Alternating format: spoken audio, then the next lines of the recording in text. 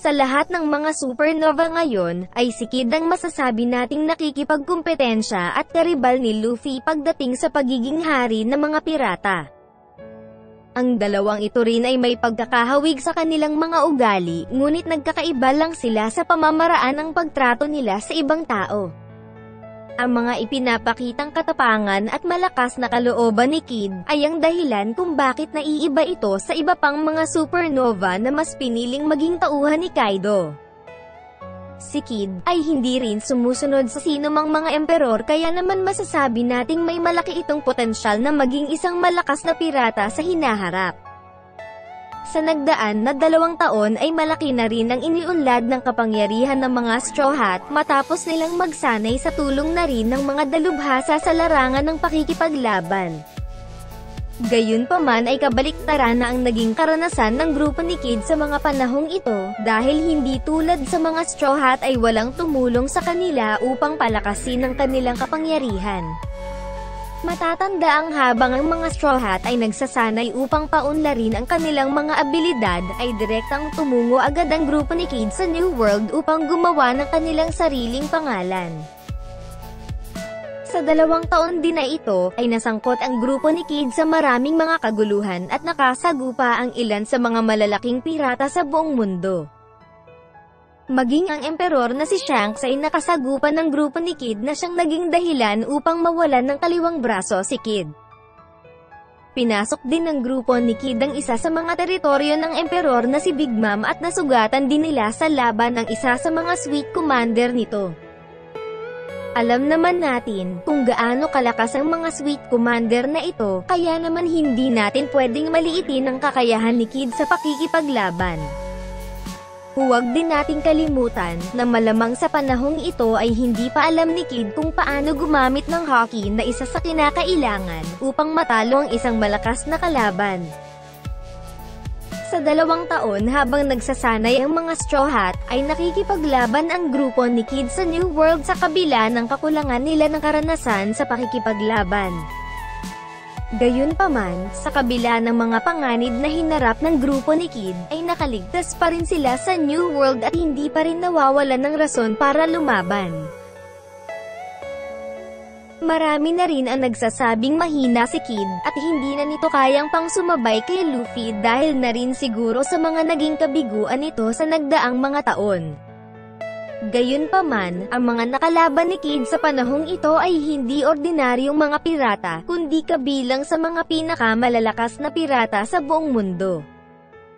Bagaman hindi pa natin alam ang hangganan ng naging pag-unlad ni Kid sa mga nagdaang taon, sa tingin ko ay kasing lakas na ngayon ni Kid si Luffy pagdating sa pakikipaglaban.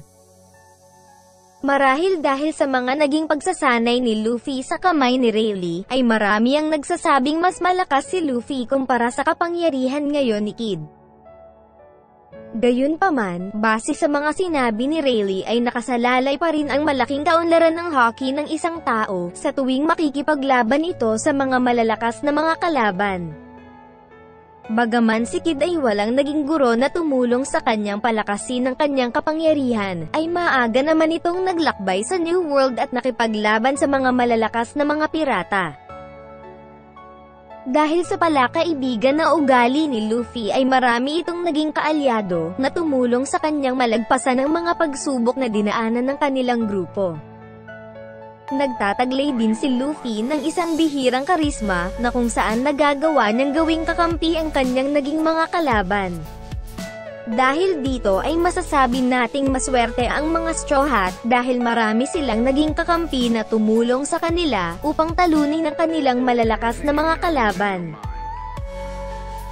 Gayunpaman ay kabaligtaran naman ni Luffy ang mga naging pagkilos ni Kid dahil sa pagiging marahas nito sa ibang tao. Sa halip na dumami ang mga kaibigan ni Kid, ay nadaragdagan pa rin ang kanyang naging mga kaaway sa nakalipas na mga taon. Kaya naman sa mga naging pakikipaglaban ni Kid sa ibang malalaking pirata, ay malamang wala silang ibang inasahan kundi sarili lang nilang kapangyarihan. Bagaman hindi mabuti ang mga ginagawa ni Kid sa ibang tao, hindi mo maiiwasan na humanga sa kanya dahil sa pinapakita nitong katatagan sa nakalipas na mga taon. Maliban kay Blackbeard ay malamang si Kid ang isa sa mga katunggali ni Luffy sa karera nila para sa titulo ng pagiging susunod na hari ng mga pirata. Gayunpaman, bago mo magawang labanan ang malalaking mga pirata, ay kinakailangan mo rin ng malalakas na mga kasamahan na tutulong sa iyo sa panahon ng digmaan. Kaya naman, ito ang nakikita kong kakulangan ni Kid para makasabay ito sa lumalakas na grupo nina Blackbeard at Luffy na katulad niya na nagnanais din na maging hari ng mga pirata. Sa chapter 976 ay labis ang ikinagulat ng lahat sa pagsali ng dating Shichibukai na si Jinbei sa grupo ni Luffy. Makikita din sa mukha ni Kid ang pagkamangha sa naging desisyon ng dating Shichibukai. Nagpapahiwatig lamang ito kung gaano nakalaki ang agwat ng lakas ng pangkat ni Luffy sa iba pang mga supernova sa kasalukuyan. Si Kid ay masasabi nating hindi nalalayo sa lakas ni Luffy subalit pagdating sa kanyang mga kasamahan ay tanging si Killer lamang ang pwedeng makasabay sa natitirang miyembro ng Straw Hat. Ang ipinakitang reaksyon ni Kid ay nagpapahiwatig lamang na alam na ni Kid na di hamak na mas malakas na sa kanila ngayon ang grupo ni Luffy. Alam naman natin na si Kid ay palaging nakikipagkumpetensya kay Luffy at tinuturing niya ito bilang isa sa kanyang mga karibal sa kanyang pangarap na maging susunod na hari ng mga pirata. Malamang ito ang magiging dahilan upang maghanap si Kid na malalakas na mga kasamahan sa hinaharap. Sa tingin ko, malamang sa pagtatapos ng digmaan sa bansang Wano, ay magkakaroon dito si Kid ng panibagong malalakas na mga kasamahan na kabilang din sa mga tauhan ngayon ni Kaido. Ang sa tingin ko na posibleng sumali sa pangkat ni Kid sa hinaharap ay ang ilan sa mga kasapi ng Flying Six. Ang Flying Six ay pangalawa sa may pinakamataas na ranggo sa mga tauhan ni Kaido, at binubuo ng malalakas na mga individual. Ang anim din sa mga ito ay may malaking pagkakataon upang mapabilang sa mga All-Stars na siyang may pinakamataas na ranggo at kanang kamay ng kanilang gobernador general. Alam naman natin na pinahihirapan ni Kaido ang kanyang mga naging bihag upang sirain ang kanilang kalooban at para mapabilang sa kanyang mga tauhan. Gayunpaman, base sa mga pagkilos ng Flying Six ay tila hindi sila pinilit ni Kaido na sumali sa kanilang grupo. Malamang kusang loob silang sumali sa pangkat ni Kaido at walang pumilit sa kanilang gawin ng mga bagay na ito. Katulad na lang ng Flying Six member na si X-Drake na isa palang secret agent ng Sword at may misyon na magbantay sa mga gagawing hakbang ng Emperor na si Kaido. Kaya naman naniniwala ako na marahil ang ilan sa mga miyembro ng Flying Six ay may sariling mga pakay at layunin sa pagsali sa pangkat ni Kaido. Base sa mga sinabi noon ni Lo, ay may dalawang pagpipilian ng isang pirata kung balak nilang lakbayin ang New World na siyang pinakamapanganib na parte ng karagatan sa buong mundo. Ito ay ang sumali sa mga emperor o di naman kaya ay lumaban sa mga ito. Karaniwan sa mga pirata ay mas pinipiling sumali sa pangkat ng mga emperor upang makaiwas sila sa kapahamakan at mga kaguluhan. Isang halimbawa na dito si Teach na piniling sumali sa emperor na si Whitebeard upang maprotektahan at mas madaling makakuha ng malakas na kapangyarihan.